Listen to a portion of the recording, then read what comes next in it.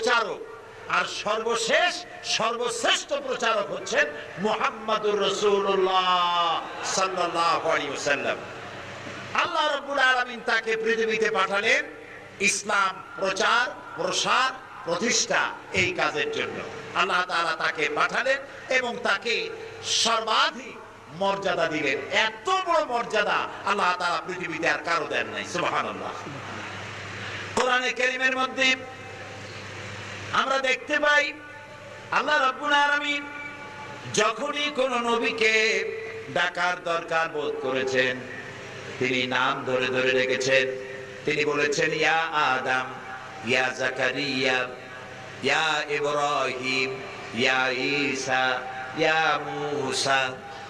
গোটা কোরআন শরীফ তন্ন তন্ন করে যদি তালাশ করা যায়, কোরআন শরীফের ভিতরে কোথাও ইয়া মুহাম্মদ